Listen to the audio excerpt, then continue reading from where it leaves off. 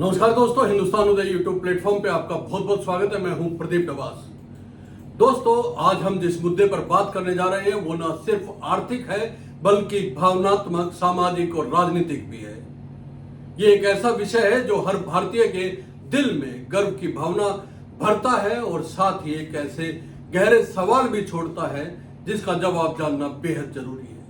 सवाल ये है कि क्या भारत सचमुच में दुनिया की चौथी सबसे बड़ी अर्थव्यवस्था बन गया है या फिर यह एक तात्कालिक आंकड़ों का खेल है जिसे हम पूरी सच्चाई मान बैठे हैं। हाल ही में नीति आयोग के सीईओ BVR सुब्रमण्यम ने एक ऐसा बयान दिया है जिसने सोशल मीडिया से लेकर टीवी चैनल्स तक हलचल मचा दी है।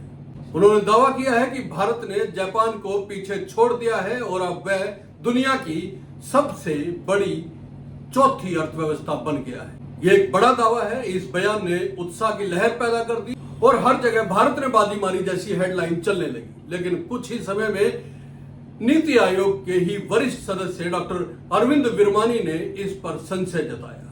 उनका कहना है कि यह सिर्फ एक अनुमान है। पूरे वर्ष का जीडीपी डेटा आने के बाद ही हम सुनिश्चित रूप से कह पाएंगे कि भारत चौथी बड़ी अर्थव्यवस्था बना है या नहीं। यानी कि एक ही संस्था के दो शीर्ष पदाधिकारी दो अलग अलग राय रखते हैं। दोस्तों, अब सवाल उठना लाजमी है, या तो आंकड़े स्पष्ट नहीं है या फिर जल्दबाजी में यह बयान दे दिया गया।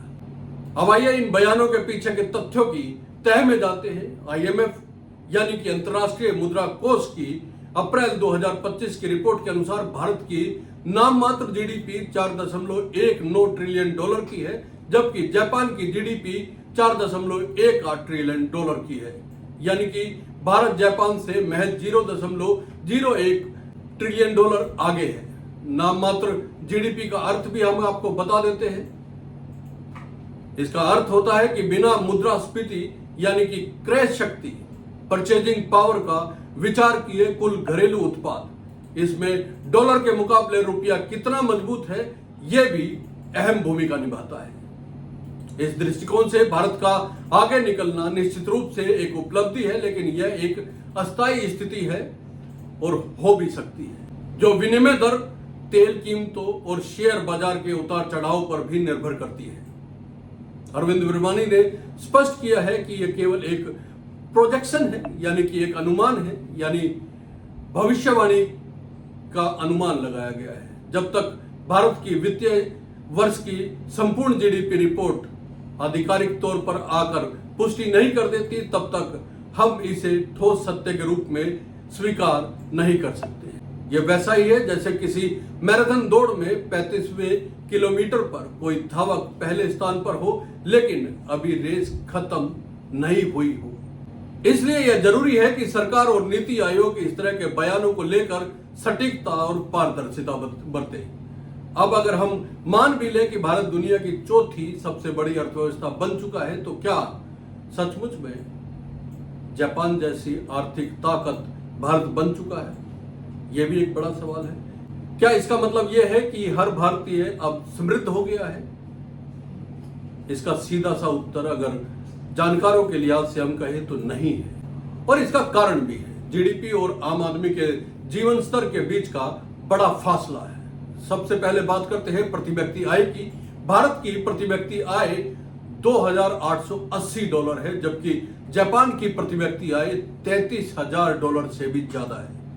यानी कि हर जापानी नागरिक की औसत आमदनी एक भारतीय की आमदनी से लगभग 12 गुना ज्यादा है।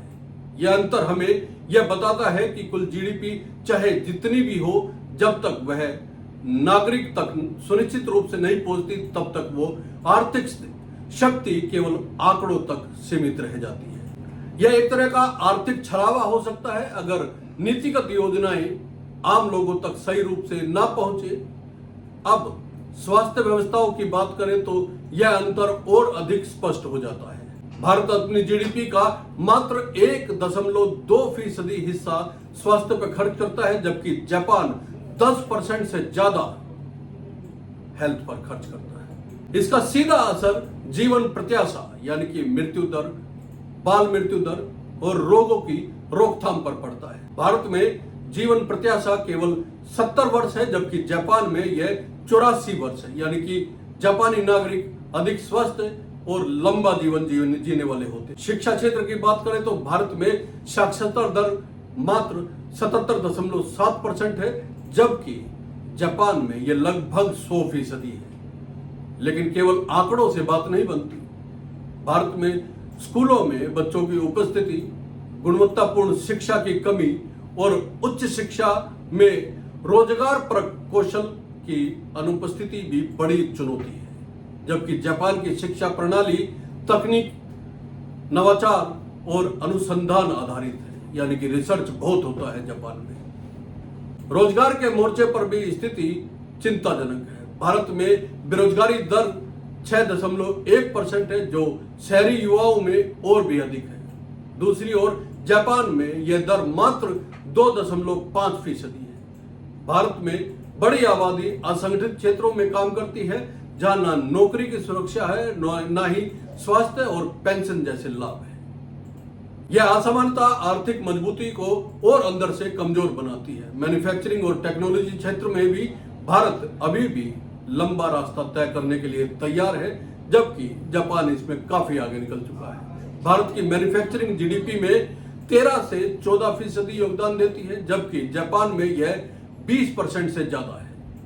जापान टोयोटा, सोनी, पैनासोनिक जैसी कंपनियों के साथ दुनिया भर में अपनी तकनीकी वर्चस्व को कायम रखता है। वहीं भारत अभी तक आयात पर निर्भर है, चाहे ये चिप्स हो, मशीनें हो या फिर मेडिकल उपकरण।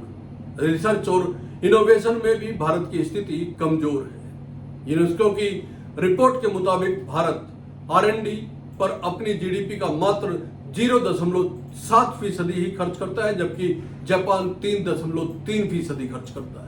यही कारण है कि जापान नोबेल पुरस्कार विजेताओं, अत्याधुनिक रोबोटिक और AI जैसे क्षेत्रों में अग्रणी बना हुआ है, जबकि भारत अभी उन तकनीकों को अपनाने के लिए दूसरे देशों पर निर्भर है। अब बात करते हैं राजनीतिक पहलू की। कांग्रेस ने सरकार से सवाल किया है कि नीति आयोग के 2 शीर्ष अधिकारियों के बयान में इतना अंतर क्यों है। क्या यह राजनीतिक लाभ के लिए किया गया है या ये अति उत्साहजनक बयान था, ऐलान। वहीं भारतीय जनता पार्टी का कहना है कि यह मोदी सरकार की नीतियों का ही परिणाम है कि भारत इतनी तेजी से आर्थिक रूप से आगे बढ़ रहा है। सच्चाई शायद इन दोनों ध्रुवों के बीच में कहीं पर है। असल सवाल यह है कि क्या हम जीडीपी के आंकड़ों को देश की समग्र समृद्धि को मान सकते हैं? क्या जीडीपी का बढ़ना ही विकास है? यह बड़ा सवाल है। अर्थशास्त्री इस पर क्यों बहस करते आए हैं? कई विकसित देशों ने happiness index, human development index जैसे मानकों को जीडीपी से अधिक महत्व देना शुरू कर दिया है। भारत को भी इस दिशा में सोचना होगा, ताकि आर्थिक वृद्धि के साथ साथ सामाजिक न्याय, पर्यावरण संरक्षण और मानवीय मूल्यों को भी समान रूप से महत्व दिया जा सके। IMF ने भारत की जीडीपी ग्रोथ रेट 2025 के लिए 6.2% और 2026 के लिए 6.3% बताया है। ये एक शानदार रफ्तार है और इसमें कोई शक नहीं कि भारत तेजी से आगे बढ़ रहा है, लेकिन इस रफ्तार को टिकाऊ और समावेशी बनाना जरूरी है। सरकार की योजनाएं जैसे make in India, startup India, digital India सही दिशा में कदम है, लेकिन जब तक नीति स्तर पर क्रियान्वयन पारदर्शी, स्थायीकृत और प्रभावी नहीं होता, तब तक ये योजनाएं केवल नारे बनकर रह जाती हैं। इसलिए दोस्तों, ये वीडियो केवल ये बताने के लिए नहीं है कि भारत चौथी अर्थव्यवस्था बना है या नहीं। ये वीडियो इस गहरे सवाल को उठाने के लिए है कि क्या भारत सच में एक ऐसी आर्थिक शक्ति बन पा रहा है जो अपने हर नागरिक तक उसका लाभ पहुंचा पाए। क्या हम केवल आंकड़ों में आगे हैं या फिर वास्तविक जीवन में भी? आपसे अनुरोध है कि इस मुद्दे पर अपनी राय जरूर साझा करें। क्या आप मानते हैं कि भारत एक वैश्विक आर्थिक शक्ति बन चुका है या आपको लगता है कि अभी रास्ता लंबा है? अपने विचार कमेंट बॉक्स में जरूर लिखें। वीडियो पसंद आया तो लाइक और शेयर जरूर कीजिए। चैनल को सब्सक्राइब कीजिए। बहुत बहुत धन्यवाद। नमस्कार।